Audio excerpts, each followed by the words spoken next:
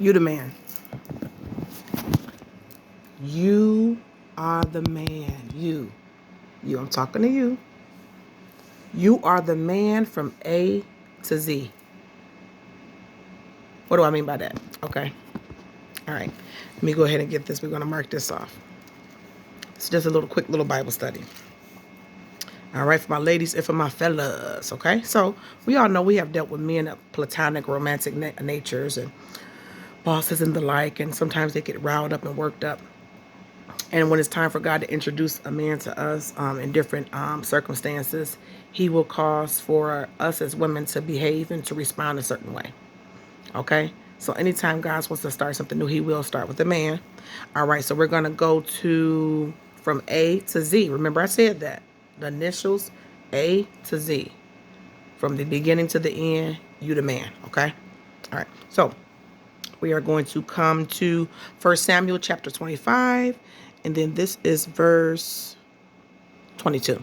So, and more also, God unto the enemies of David, if I leave of all that pertain to him by the morning light, any that pisseth against the wall. And when Abigail saw David, she hastened and lighted off the ass and fell before David on her face and bowed herself to the ground and fell at his feet and said unto me, my Lord, upon me let this iniquity be, and let thine handmaid, I pray thee, speak in thine audience and hear the words of thine handmaid. Okay, so I just wanted to stop there again. That was 1 Samuel 25, chapter 25. That is verse 22 through 24. Okay, so now you guys are like, I'm not about to drop on no man's feet. Listen, dropping down and falling on your face is a sign. It's a posture of humility. And so David is what they would consider like, this is a man of God. David is a king, but he was very wrath. So David, he had very lot of passionate anger. And so this is something that God was showing me of how women can deal with men when they have anger, and it's something that they can be triggered by, right? So David was triggered, okay? This lady named Abigail was married to a man that was a fool, okay? And his name was Nabal, and he had messed up the flock and messed up some things. And so David, he used to take care of the sheep. David was rejected, was abandoned. His family didn't like him back in the day. So he had like a flashback, like, you messing with the sheep? Like, he's very close connection to animals, okay? And so he was going to like shut this down. And so when Nabal's wife heard that, it says she's hastened. That means she hurried up and she jumped off of the ass. Listen, I'm not making this up. It's in the Bible. The ass is talking about the donkey. And she began to bestow hospitality to David and his men, okay? She began to say, we drop down to verse 28. I pray thee forgive the trespass of thine handmaid, for the Lord will certainly make my Lord a sure house before my Lord fighteth the battles of the Lord, and evil have not been found in all of thy days. So she's blessing him. She's affirming him in front of others. So she falls down. Okay, this is something teaching me when I get me a man. She falls down. She humbles herself at his feet. Okay, where that's his authority. Where a man walks, you know what I'm saying? When he walks, his feet is authority. Okay, so she falls down at his feet at his authority. She humbles herself, stretched out, face to the ground, and then she proceeds to ask him, "Do you allow me? Forgive me? Can I speak to you?"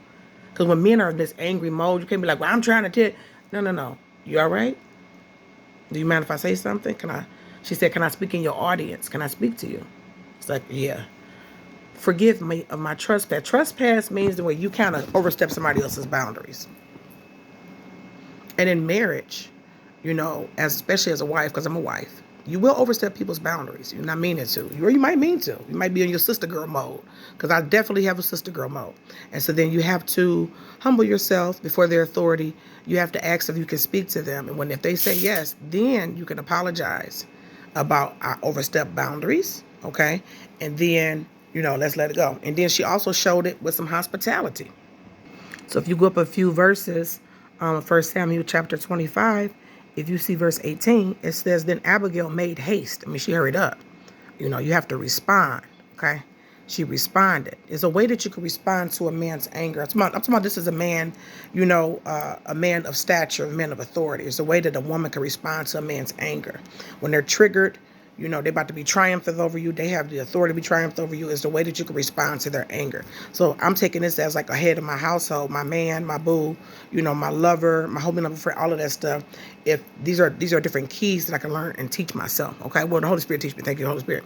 Okay, so it's then Abigail made haste, okay, and took 200 loaves and 2 bottles of wine and 5 sheep ready dressed and 5 measures of parched corn and 100 clusters of raisins and 200 cakes of figs and laid them on asses. I mean, she was laying them on the donkeys. Like, she was prepared herself with hospitality.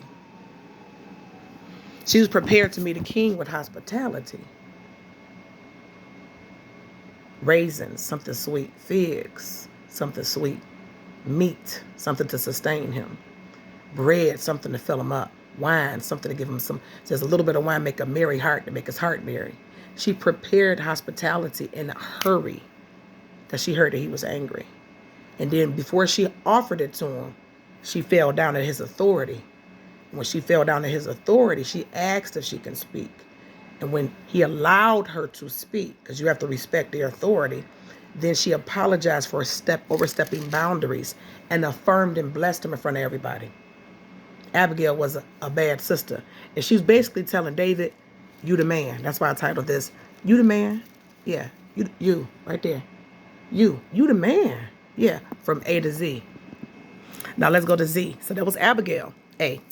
Let's go to Z. Okay, this is going to be Exodus. And this is chapter 2. And let me get down here. And we're going to go to, we're going to go to verse 16. Okay, sorry about that. Exodus chapter 2, verse 16.